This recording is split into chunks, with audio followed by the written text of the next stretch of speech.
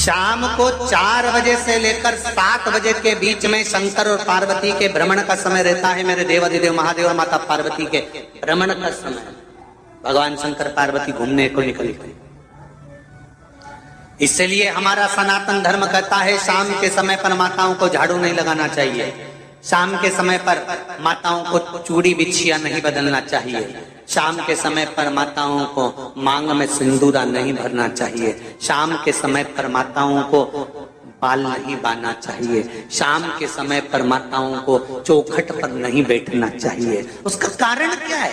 क्योंकि पार्वती जी ने भगवान भोलेनाथ जी से कहा था कि तुम मुझे रोज शाम के समय प्रदोष काल में भ्रमण के लिए लेकर जाते हो, मेरे लिए आज्ञा क्या है? शंकर भगवान ने कहा सुनो पार्वती, मंदिर के अंदर नंदी रहता है, जाने वाला यात्री जब मंदिर में मेरा दर्शन करने आता है तो नंदी के कानों में कहकर जाता है कि शिव जी को मेरे यहाँ लेकर आना। मैं नंदी के अनुसार उनके घर जाता हूँ, मेरा काम है उनका कल्याण करना और तेरा काम है उनके घर की नारी को अखंड सौभाग्यवती का वर प्रदान करना, ये तेरा काम।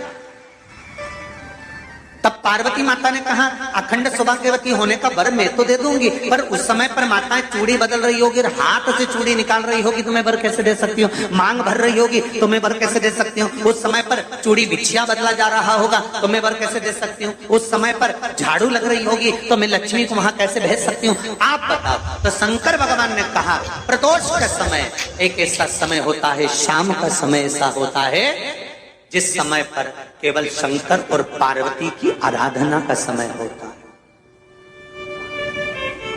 हम तो कई लोगों से कहते हैं अगर आपके यहाँ संपदा नहीं आ रही है, बहुत मेहनत कर रहे हो, फल नहीं मिल रहा, कहीं नौकरी, कहीं सर्विस या कहीं व्यापार या व्यवसाय में कहीं तकलीफ आ रही है, हम सबसे कहते हैं शाम का समय पकड़ लो, शंकर जी के मंदिर में दिया लगाना प्रारंभ कर दो। शिव मंदिर में अगर दिया नहीं लगा रहे हो तो बेलपत्री के पेड़ के नीचे दिया लगा। बेलपत्री और शंकर जी के मंदिर में दिया नहीं लगा रहा तो शंकर जी के मंदिर के बाहर चौखट पर दिया लगा। इतना भी नहीं कर सकते तो अपने घर के बाहर अपने द्वार पर दिया लगा दो, पर शंकर जी के नाम का श्री शिवाय नमस्तुभ्यम बोलकर शंकर भगवान को याद कर कर अपनी कामना कर कर बाबा का स्मरण कर कर पंचाक्षर मंत्र नमः शिवाय, षडाक्षर मंत्र ओम नमः शिवाय, द्वादशाक्षर मंत्र ओम नमो भगवते वासुदेवाय, जो मंत्र तुमको याद है उसका स्मरण कर कर लक्ष्मी हो चाहे नारायण हो चाहे राम हो चाहे कृष्ण हो स्मरण कर कर शाम के समय बाहर दिया लगा दो, दरवाजे के पास लगा दो। वो सुनेगा जरूर, आएगा तो उसका वेलकम जरूर होगा और वो कुछ देकर जरूर जाएगा। नियम तो बनाओ, उसकी चौखट पर जाकर कहना प्रारंभ।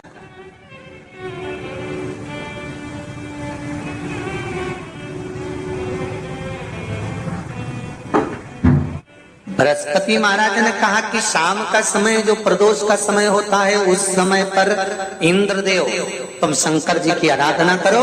शिव आराधना से शंकर जी जो मार्ग प्रशस्त करेंगे, शिव आराधना से जो शंकर जी कहेंगे वो तुम करना, ठीक है? आराधना करी बाबा भोलेनाथ जी।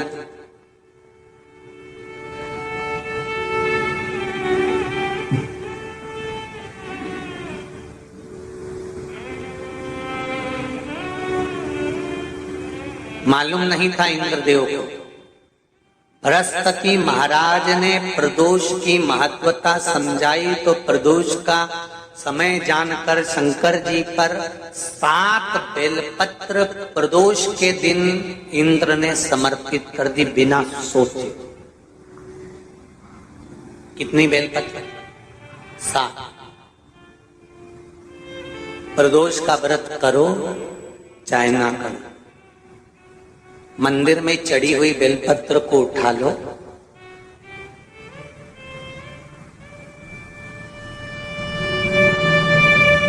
बेलपत्र का ब्रह्म कमल बना लो,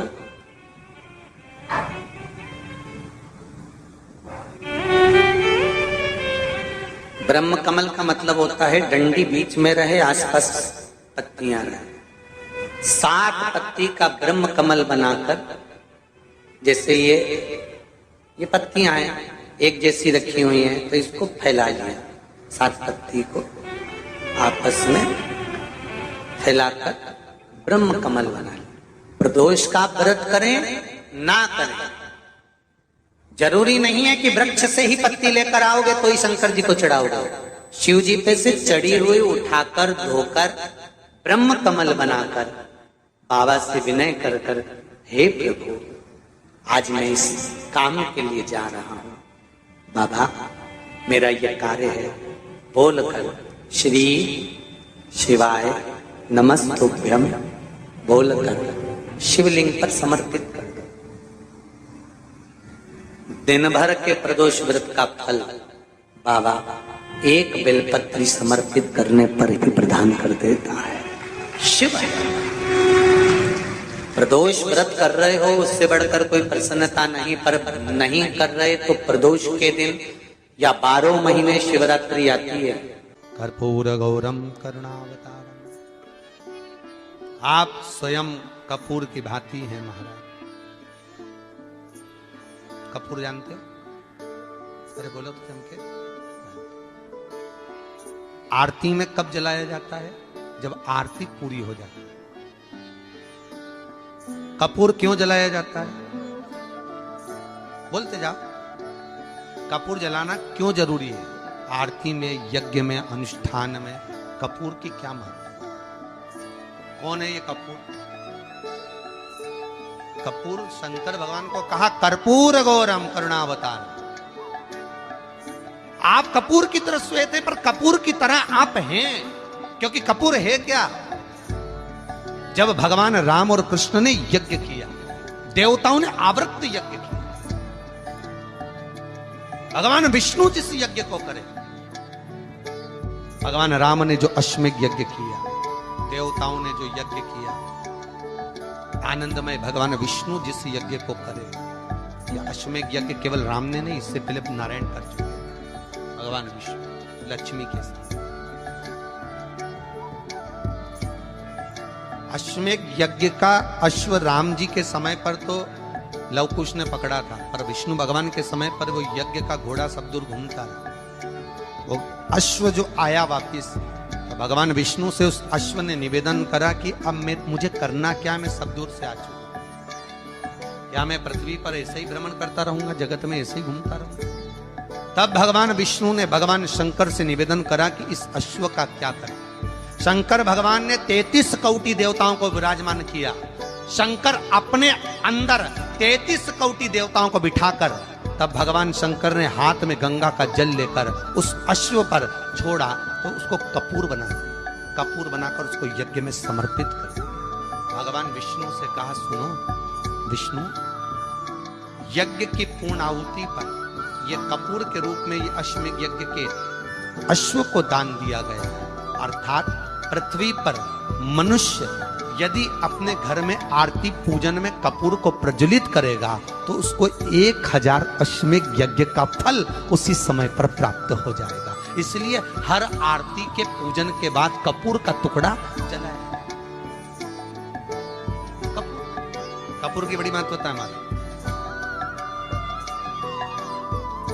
यदि घर में क्लेश मचा हुआ है, बहुत अशांति है, बहुत ज्यादा क्लेश है, बहुत ज्यादा क्लेश, तो कपूर के 4 टुकड़े कर लीजिए और 4 टुकड़े कर कर चारों दिशा में घर में रख दीजिए। कितना भी झगड़ा चल रहा होगा, कितना भी क्लेश मचा होगा, शांति हो जाएगी, अपने आप शांति हो जाएगी 5 या 7 मिनट के।